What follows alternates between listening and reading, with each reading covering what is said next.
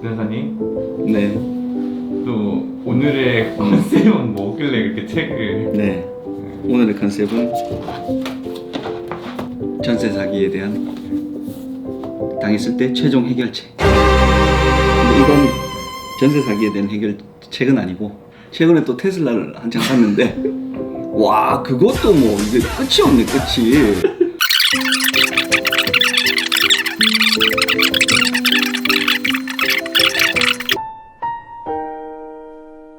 전세 사기로 사행시. 아, 저희는 전세 사기. 전부 털리더라도 세상은 사자가 있으니 나 같은 사자가 있으니 기회는 있다. 오! 전세 사기를 영상을 보시고 또 의뢰를 주시고 실제로 지금 보증보험공사 상대로 소송을 진행하고 있는 경우도 있고 이 편을 조금 더 좀 이제 정리를 해가지고 우리가 좀 더 컴팩트한 영상으로 한번 만들었으면 해서 도움이 되실 수 있을 것 같아서 오늘 이제 다시 한번 촬영하게 됐습니다. 민사적으로는 어떻게 해결할 방법이 있는지와 그리고 형사적으로는 어떻게 해결하는지 또 형사고소는 왜 해야 되는지 어떤 상황에 할 수 있는지 그런 것들을 다시 한번 짚어보겠습니다. 이거 이상의 해결책은 솔직히 단언컨대 없다.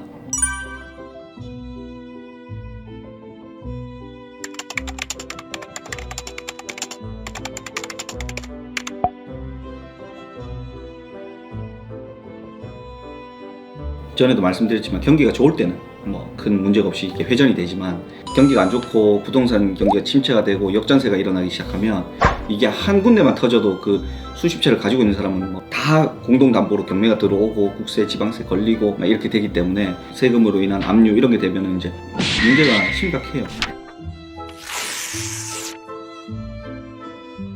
첫 번째, 주변 시세와 담보권, 내 전세 금액을 확인해라. 그러니까 신축 빌라든 구축 빌라든 뭐 신축 빌라 같은 경우에는 그 인근의 시세가 조금 좀 덜 잡혀 있을 수도 있는데 그 구축 빌라는 기본적으로 시세 있고 신축 빌라도 어쨌든 인근 해가지고 어느 정도는 시세가 나와요. 그 시세 확인하고 근저당이든 뭐 전세든 근질권이든 뭐 이런 거 채무 잡혀 있는 거 그 집에 채무 잡혀 있는 게 얼마인지 확인하고 이거 등기부 등본 떼보면 다 확인할 수 있습니다. 공인중개사가 떼주는 등기부 등본을 확인해도 되고 근데 좀 더 확실하게 하고 싶으면 본인이 직접 떼보세요. 어디서 떼나요? 대법원 인터넷 등기소 들어가면 그냥 전자로 다 뗄 수 있어요. 열람 700원, 법원 제출용 1000원. 채무가 집에 근저당이든 뭐든 이제 담보 잡혀 있는 게 요 시세 대비 80%를 넘어간다. 이거는 이미 깡통이에요, 거의. 이게 무슨 말이냐면 이제 시세가 예를 들어 3억 정도로 형성돼 있다. 근저당이든 뭐 담보로 잡힌 게 예를 들어 1억 있다. 내 전세 대금이 얼마다? 예를 들어 전세금 2억 주세요 하면 두 개 합치면 3억이죠. 이미 여기에는 지금 아무런 갭이 없죠. 전세금이나 매매대금이나. 여기서 바로 이게 일단 여기서 깡통 전세 이게 사기를 떠나서 이런 걸 깡통이라고 하는 거예요. 여기를 전세를 들어가는 거는 전에도 말했지만 거의 섣을 지고 막 불길로 끼어 들어가는 거예요. 일단 경매 들어가면 한 번이라도 유찰되면 바로 어떻게 된다? 80%로 탁 떨어지니까 3억에 80% 떨어지면 얼마죠? 2억 4천원 바로 떨어지잖아요. 그러면 여기 담보 1억, 내 전세금 2억, 집값은 2억 4천원 떨어지니까 이거 경매되면은 다 해도 나는 못 받죠. 내가 못 받는 부분이 이미 생기죠.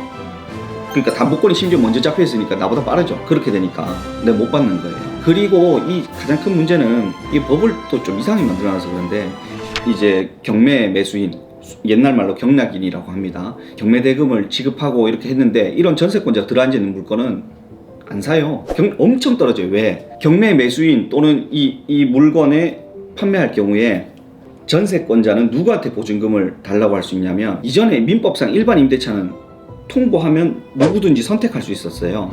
임차해준 사람 또는 새롭게 바뀐 주인 둘 중에 선택할 수 있어서 그럼 난 더 자력이 좋은 사람 선택하면 되겠죠. 이 주택임대차 보호법이 적용되면 이게 안 된다니까. 이게 왜 그러냐면 주택임대차 보호법에는 보호법도 그렇고 민법도 그렇고 보증금 반환의 의무와 주택에 내가 살고 있는 사람이 인도하는 의무가 동시행 관계예요. 근데 주택임대차 보호법에서 반드시 승계하게 만들어 놔버렸기 때문에 그 승계 받는 사람, 그러니까 그 집주인이 바뀌는 경우 경매 매수인한테 보증금을 달라고 해야 돼요.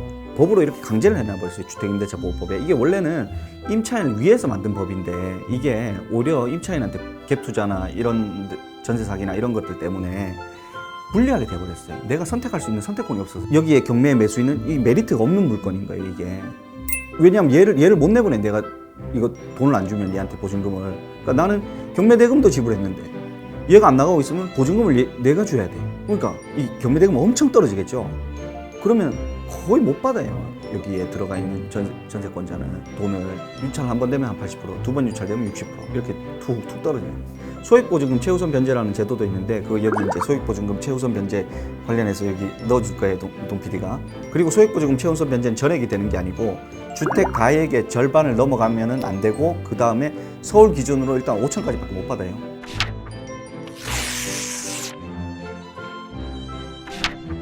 두 번째, 처음에 임차인이 바뀌지 않기로 하는 조항을 넣으세요. 설사 바뀌더라도 전 소유자, 나한테 임대해 준 사람한테 청구할 수 있다는 특약을 넣어두세요.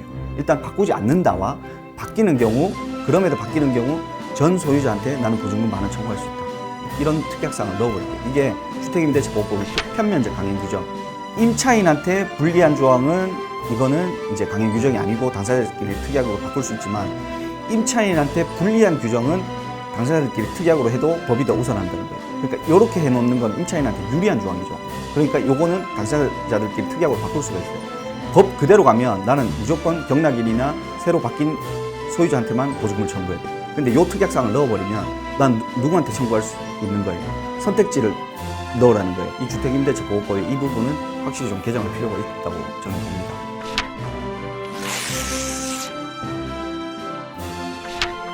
세 번째, 이건 뭐 많이 아시죠? 요즘 뭐 SGI나 허그나 보증보험이 가입이 안 되는 전세 물건은 무조건 안 하는 게 좋습니다. 거절을 하는 이유는 다 있어요. 지금 제가 말씀드린 그런 담보 거의 깡통이거나 그 집의 물건에 문제가 있기 때문에 그들도 보증보험 가입을 거절하는 거예요. 당연히 보증보험 반드시 가입하세요. 그거 안 되는 물건에 들어가는 거는 거의 뭐 속된 말로 이거 진짜 나락으로 가는 지름길입니다.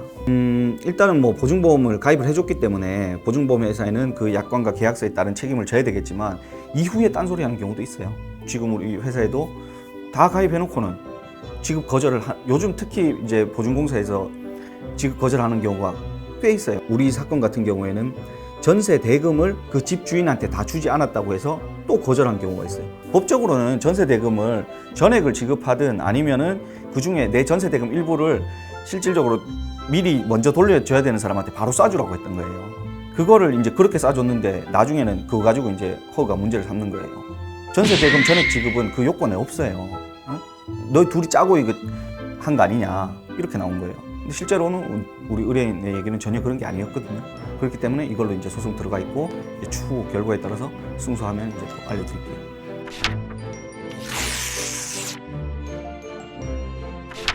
네 번째, 이건 간단한 겁니다. 계약서에 이제 들어갔다면 이제 일단은 계약을 하게 됐다면 전입신고와 확정일자 반드시 받아두시는 거. 이건 어렵지 않아요. 그건 주민센터에 가서 바로 하시면 돼요. 그날 이제 계약하고 나서 우리는 방금 얘기들 네 번째에 이어서 얘기를 한다면 전입신고하고 확정일자 받아두는데 임차인이 대항력을 갖춰지는 거는 그 다음 날부터거든요. 근데 그 사이에 담보권 설정하는 정신 나간 거의 이제 사기치려고 대놓고 맘먹는 사람이 있으니까 그거를 막기 위해서는 그 사이에 어떤 담보권도 설정하지 않는다는 특약도 하나 넣어두면 완벽히 방어가 됩니다. 세상에 미친놈들이 많아요. 그러니까 무조건 계약한 날 그 특약사항에 그 확정일자 받는 날까지 전입신고하는 날까지 어떤 담보권 설정하지 않는다. 그 설정할 경우에는 뭐 손해배상 청구할 수 있다. 그런 특약 넣어두시면 좋습니다.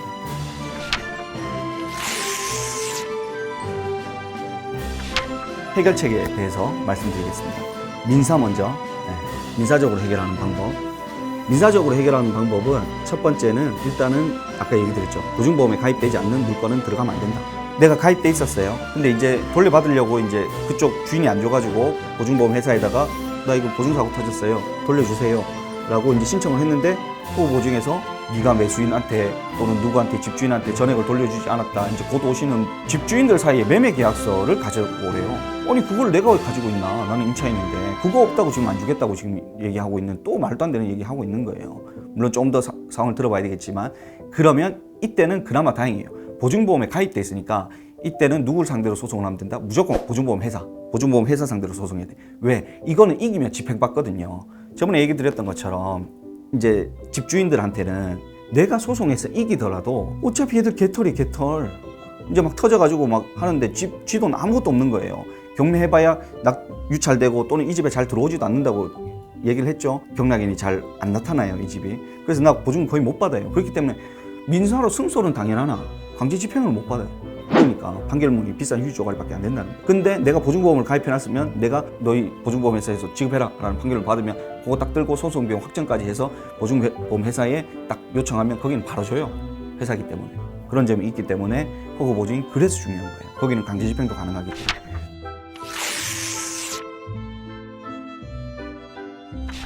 두 번째 민사 해결책, 공인중개사도 물고 늘어져야 돼요. 이런 식의 물건을 중개하는 거에 대해서 중개상의 과실 책임이나 이런 것들이 있다고 해서 중개사한테 손해배상 책임을 청구할 수 있어요. 무조건 이긴다는 건 아니지만 이 중개사한테 청구했을 때는 공인중개사도 마찬가지로 보증보험 회사에 보증보험을 가입해서 1억 원 한도 안에서 증권을 항상 끊어둬요. 임대든 임대차든 뭐 매매든 해보신 분들은 알겠지만 항상 공인중개사에 공제증서가 들어가 있어요. 거기에 배상 한도 1억 원 뭐 이렇게 다 적혀 있을 거예요. 이전에 사고를 내지 않았다면 배상 한도는 1억이에요. 그러면 내가 이 물건의 중개에 잘못된 점을 이제 잘 소명해서 민사소송에서 이기면 마찬가지로 또 보증보험 회사에다가 소송해서 이길 수 있는 거예요. 민사의 가장 큰 핵심은 뭐다? 집행받을 수 있냐. 승소 여부보다 승소하고 나서 집행받을 수 있냐. 이겁니다.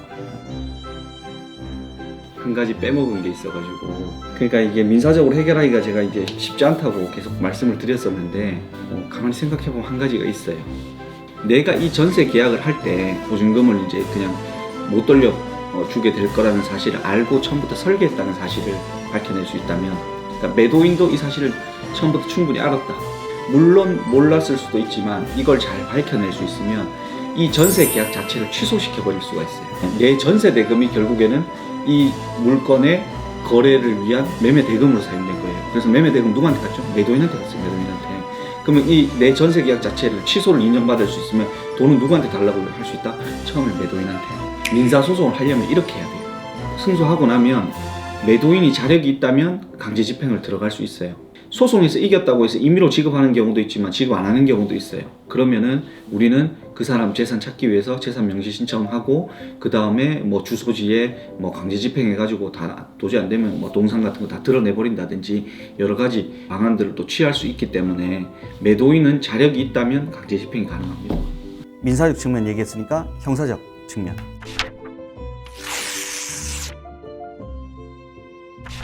형사고소를 뭐 반드시 해야 되느냐 그런 건 아니지만 일단 상담을 받으세요. 저는 형사 쪽을 일단은 형사가 되는지부터 봅니다.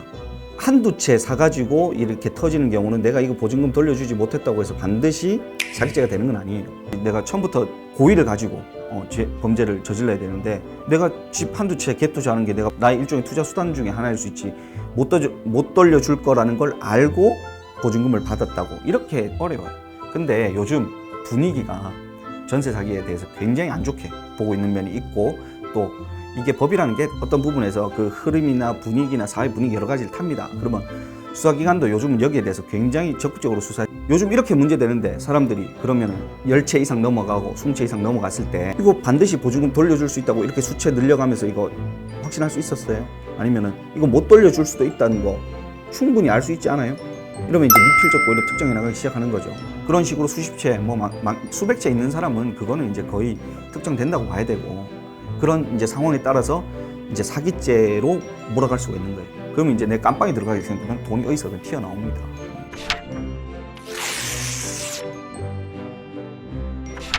일단 사기죄가 되는지부터 검토를 하고 그 집을 산 매수인도 문제될 수 있지만 이게 처음에 중개 거래를 한 중개사분들이나 그런 사람들도 같이 문제 삼을 수 있어요.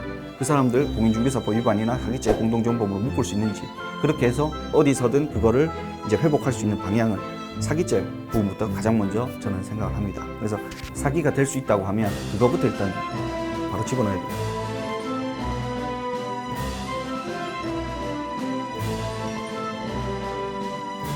전체적으로 얘기를 드렸고 대신 구체적인 사실관계에 따라서 대응 방향이 달라질 수 있고 어떻게 진행해야 될지는 달라질 수 있어요. 전문가한테 의뢰를 하고 상담을 받고 이거 다 이유가 있어요. 그러면 그 상황에 따라 적절한 해결책, 그 다음에 맞는 방향 설정하고 창의적으로 일을 주도적으로 이끌어 나가는 사람이 변호사예요. 그런 점에서 메리트가 있겠네요. 그리고 이거는 제가 개인적으로 이벤트를 하나 진행할 건데 요즘 유튜브에서 간간히 그 많이 보시고 연락도 많이 주셔가지고 제가 20분 정도까지는 무료 상담을 나한테 얘기한 적 없잖아. 예, 그 일은 이제 변호사님 하시고